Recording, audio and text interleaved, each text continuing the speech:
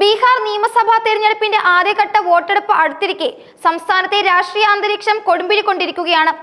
ഭരണകക്ഷിയായ ദേശീയ ജനാധിപത്യ സഖ്യവും പ്രതിപക്ഷ മഹാസഖ്യവും തമ്മിലുള്ള വാഗ്വാദങ്ങൾ വ്യക്തിഗത അധിക്ഷേപങ്ങളിലേക്കും ചരിത്രപരമായ ആരോപണങ്ങളിലേക്കും വഴിമാറിയിരിക്കുന്നു.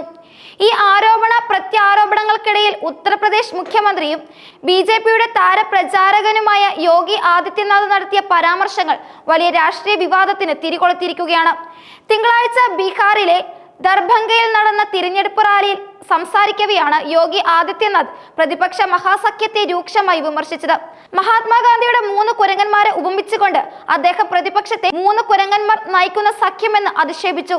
ഇന്ത്യ സഖ്യത്തിലെ പ്രധാന കക്ഷികളായ സമാജ്വാദ് പാർട്ടി, രാഷ്ട്രീയ ജനതാദൾ, കോൺഗ്രസ് എന്നിവർ ഹിന്ദുവിരുദ്ധരാണെന്നും യോഗി ആദിത്യനാഥ് ആരോപിച്ചു. അധിക്ഷേപത്തിന്റെ സ്വരം തീവ്രമാക്കിക്കൊണ്ട് അദ്ദേഹം 3 പ്രതിപക്ഷ നേതാക്കളെ പപ്പു, തപ്പു, അപ്പു എന്നിങ്ങനെ വിശേഷിപ്പിച്ചു. മഹാത്മാഗാന്ധിയുടെ 3 കുരങ്ങുകളെ കുറിച്ച് നിങ്ങൾ കേട്ടിട്ടുണ്ടാകും. പക്ഷേ ഇന്ന് ഇന്ത്യ സഖ്യത്തിൽ 3 കുരങ്ങന്മാരുണ്ട്: പപ്പു, തപ്പു, അപ്പു. പപ്പുവിന് സത്യം പറയാൻ കഴിയില്ല, തപ്പുവിന് ശരി എന്താണെന്ന് കാണാൻ കഴിയില്ല, അപ്പുവിന് സത്യം കേൾക്കാനും കഴിയില്ല എന്നാണ് യോഗി ആദിത്യനാഥ് പരിഹസിച്ചത്. ഈ പരാമർശങ്ങളിലൂടെ NDA സർക്കാരിന് കീഴിൽ നടന്ന വികസന പ്രവർത്തനങ്ങൾ കാണാനോ കേൾക്കാനോ സംസാരിക്കാനോ ഈ നേതാക്കൾക്ക് കഴിയുന്നില്ലെന്നും അതിനാൽ അവർ തെറ്റായ വിവരങ്ങൾ പ്രചരിപ്പിക്കുകയാണെന്നും അദ്ദേഹം കൂട്ടിച്ചേർത്തു. ഈ വ്യക്തിഗത അധിക്ഷേപങ്ങൾ തിരഞ്ഞെടുപ്പ് ചർച്ചകളുടെ നിലവാരത്തെക്കുറിച്ചുള്ള ചോദ്യങ്ങൾ ഉയർത്തുന്നുണ്ട്. നിയമസഭാ തിരഞ്ഞെടുപ്പിന്റെ ആദ്യഘട്ട വോട്ടെടുപ്പ് നടക്കാനിരിക്കെ പ്രചാരണത്തിന്റെ അവസാന ലാപ്പിലാണ് ബീഹാറിലെ രാഷ്ട്രീയ പാർട്ടികൾ. ചൊവ്വാഴ്ചയോടെ ആദ്യഘട്ട വോട്ടെടുപ്പിന്റെ പരസ്യ പ്രചാരണം അവസാനിക്കും.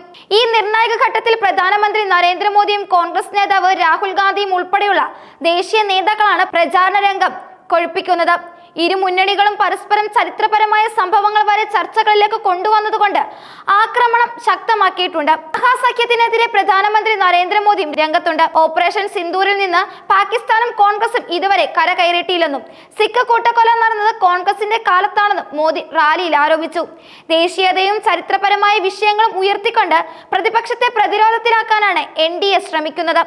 എന്നാൽ പ്രധാനമന്ത്രിയുടെ വിമർശനങ്ങൾക്ക് അതേ നാണയത്തിൽ തന്നെ രാഹുൽ ഗാന്ധി മറുപടി നൽകി. 56 ഇഞ്ച് നെഞ്ചളവ് അവകാശപ്പെടുന്ന നരേന്ദ്രമോദി ഓപ്പറേഷൻ സിന്ദൂരിനിടെ ട്രംപ് വിളിച്ചപ്പോൾ പരിഭ്രാന്തനായി എന്ന് രാഹുൽ തിരിച്ചടിച്ചു. ഭരണകക്ഷി നേതാക്കളുടെ പ്രസ്താവനകളിലെ വൈരുദ്ധ്യങ്ങളും മുൻകാല തീരുമാനങ്ങളിലെ പാളിച്ചകളും ചൂണ്ടിക്കാട്ടിയാണ് രാഹുൽ ഗാന്ധി മോദിക്കെതിരെ രൂക്ഷ വിമർശനങ്ങൾ ഉന്നയിക്കുന്നത്.